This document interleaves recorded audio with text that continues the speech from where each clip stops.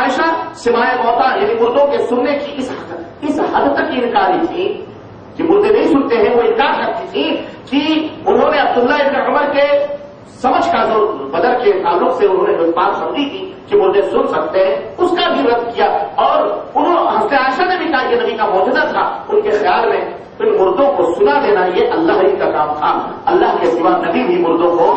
نہیں سنا سکتے۔ اور اس میں کوئی شک نہیں کہ اما عائشہ رضی اللہ تعالیٰ عنہ کا اجتہاد عبداللہ ابن عمر کے مقابلے میں بہت بلند تھا۔ گویا میرے عزیزوں حضرت عائشہ کے اجتہاد کے مطابق نبی علیہ السلام نے جو یہ کلمات کہے تھے ان بدر والوں سے کہ وہ زجر و توبیخ اور حضرتوں نے ندامت دلانے کے لیے کہے، جیسے کہ کوئی باپ اپنے بیٹے کو دریا میں تیرنے سے منع کرے۔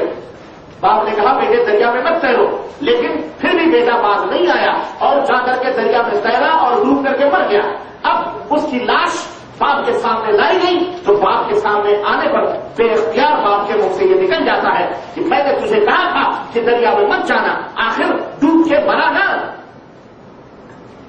جیسے باپ اپنے بیٹے پر غصے میں یہ بات کہتا ہے، ایسے ہی نبی کریم صلی اللہ علیہ وسلم نے بھی ان کے مرنے کے بعد یہ بات کہی تھی۔ گویا زجر و توبیخ کے طور پر نبی نے کہی اور اعجاز کے طور پر اللہ نے یہ کلمات بدر کے مرنے والوں پر جو کفار تھے ان کے کانوں تک پہنچا دی اللہ تبارک تعالیٰ۔ یہ ایک سوال تھا بدر کے تعلق سے کہ انہوں نے سنایا سنے اور اس طرح سے اس کا جواب ختم ہونا پڑے۔ یہاں پر ایک بات اور آپ سوچیں تھوڑی دیر کے لیے، اگر آپ زحمت نہ کریں تو اس جواب پر ایک بات میں آپ کو اور بتاؤں، بڑی عزیز و غریب بات ہے، اور وہ یہ ہے کہ جو لوگ یہ کہتے ہیں کہ جی اللہ نے بدر والے سنے تھے اس لیے سنانا کوئی حرج نہیں ہے، ہمارے سارے مردے سنتے ہیں، جب نبی صلی اللہ علیہ وسلم نے سنایا انہوں نے سنا تو ہمارے مردے کیوں نہیں سنتے ہیں؟ تو ذرا ان سے یہ کہیے، ان سے ایک بات سنا، ان سے ایک بات کہیے کہ میرے بھائیوں حیرت ہے کہ آپ لوگ کافروں کی جو جنگ بدر میں مرے تھے کون تھے؟ وہ جو جن کو نبی صلی اللہ علیہ وسلم نے مخاطب کیا تھا وہ کون تھے؟ کافر تھے۔ کافروں کے سننے سے آپ دلیل پکڑ رہے ہیں کہ نبی کریم صلی اللہ علیہ وسلم کا یہ معجزہ تھا، اور جبکہ ان کے مطابق حضور صلی اللہ علیہ وسلم فرمایا تھا کہ ماں انتم باسماء ما اقول منه، کہ جتنا یہ سن رہے ہیں اتنا تم اس وقت نہیں سن رہے ہو۔ تو مردوں کی زندگی کے ثبوت میں جو لوگ ایسی مردہ باتیں کرتے ہیں ان کو خود یوں سمجھنا چاہیے کہ میرے عزیزوں ان سے کہیے کہ پھر اگر تم یہ کہتے ہو کہ وہ زندہ تھے اللہ کے نبی جنہیں سنا رہے تھے، تم ذرا یہ بتلاؤ کہ پھر شہید ولی نبی تم کہتے ہو یہ زندہ ہے تو ان کے زندہ ہونے میں اور پھر ان کے زندہ رہنے میں کیا فرق ہے؟ اگر تم کہتے ہو نبی زندہ ہیں، شہید زندہ ہیں، فلاں زندہ ہیں، اور تم یہ بھی کہتے ہو کہ عتبہ بھی زندہ ہے، شیبہ بھی زندہ ہے، ابو جہل بھی زندہ ہے، تو پھر دونوں میں کیا فرق ہے؟ کوئی فرق نہیں۔ تو پھر افضلیت کہاں کیا ہے؟ اور اگر یہ سننا جو تم کہتے ہو سننا جو بدر والوں نے سنا یہ دنیا والوں کے سننے کی طرح ہے تو یہ معجزہ تھا، یقینی طور پر یہ معجزہ تھا، اور ایسے معجزات تو درختوں پتھروں کے ساتھ بھی نبی صلی اللہ علیہ وسلم کے ساتھ رہے ہیں۔ اور سنو یہ ایک بات اور اچھی طرح سے سنو کہ اگر یہ عقیدہ رکھا جائے کہ واقعی اس عقیدے کی بیس پر کہ مردے سنتے ہیں تو ان سے کہا جائے گا کہ ابو جہل اور مصر کے فرائنہ اور اسی طرح تمام لاشیں جو ہسپتالوں میں پڑی ہوئی ہیں سارے مردے اگر ابو جہل سن سکتا ہے، عتبہ سن سکتا ہے، شیبہ سن سکتا ہے، تو سارے کے سارے یہ سن سکتے ہیں جو ہاتھوں میں پڑے وہ بھی سن سکتے ہیں۔ تو پھر بتاؤ کہ بندے ان کی زندگی کے بارے میں شبہات کرنے یعنی پھر تمہیں جو ہے اگر تم اپنے ولیوں کو کہتے ہو کہ زندہ ہے پھر ان کی زندگی میں تمہیں شبہات کیوں ہو رہا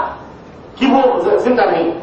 اور ایک بات کا میرے عزیزوں ہمیں ایک بات کا ایک خیال آتا ہے اور معذرت کے ساتھ اور بڑی تلخ تھوڑی سی بات لگے گی لیکن یہ بات حقیقت ہے کہ جب ہم ایسے یہ ہمارے ملکوں میں جو یہ تمام سب ہمارے برادران احناف ہیں، احناف بھائی لوگ ہیں،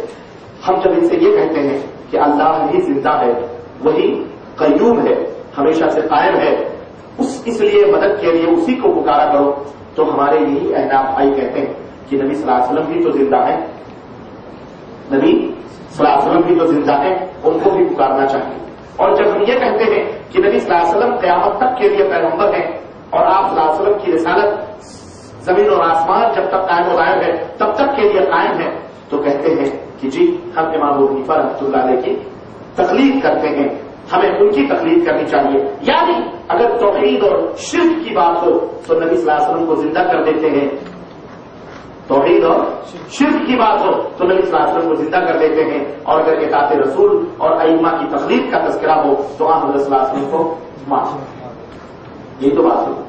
بھائی، اگر نبی زندہ ہیں تو پھر نبی کی اتباع اور پیروی کرو. امام ابو حنیفہ رحمۃ اللہ علیہ کی تقلید کی طرف ہے، بات آئی نہیں ہے. اور میں آپ کو بتاؤں میرے عزیزوں، واضح طور پر یہ جتنے بھی ہمارے ملکوں کے اندر، ہمارے ملکوں میں جتنے بھی ہمارے حنفی برادران ہیں، چاہے وہ بریلوی ہوں یا دیوبندی ہوں یا کوئی، یہ سب کا یہ عقیدہ ہے کہ نبی کریم صلی اللہ علیہ وسلم ایسے زندہ ہیں، نعوذ باللہ جیسے کہ دنیا میں زندہ ہے. اور ایک مولوی نے جو کہ امام اعلی حضرت فاضل بریلوی ہیں، یہ ان کی کتاب میرے پاس موجود ہے، یہ محفوظ مکمل،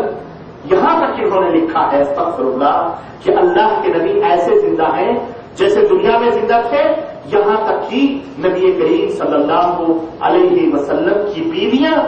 آپ کی قبر میں پیش کی جاتی ہیں اور آپ ان سے شباشی.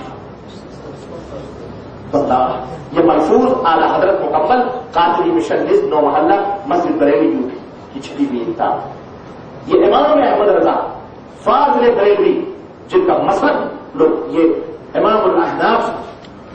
آپ کہیں گے کہ یہ بریلوی ہے یہ اس لیے عقیدہ رکھتے ہیں. میرے بھائیوں آئیے یہ دوسرا نمونہ میں آپ کو بتاؤں، یہ اس لیے تاکہ حق واضح طور پر کھل کر کے آپ کے سامنے آ جائے اور آپ حق کو قبول کرنے میں ذرہ برابر بھی ہچکچاہٹ نہ پیدا کریں. یہ دیکھیں عقائد اہل سنت کے نام سے یہ کتاب ہے. یہ کتاب عقائد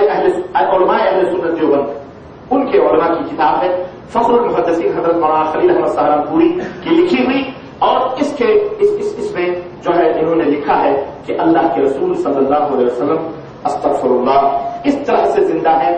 سنیں یہ دیکھیں، کہتے ہیں کہ رسول اکرم صلی اللہ علیہ وسلم صفحہ نمبر 164